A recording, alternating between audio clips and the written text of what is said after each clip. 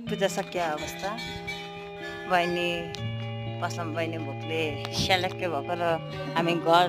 जान जोडतोड गर्दैछौँ जोडतोड नभनौँ अब एकछिनपछि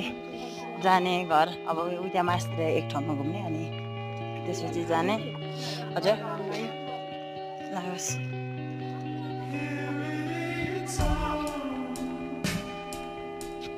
छोटो मिठो पूजा गरेर ओह निन्द्रा लागेको अरे अय्यामा ओए भारी नबोकान यार बहिनी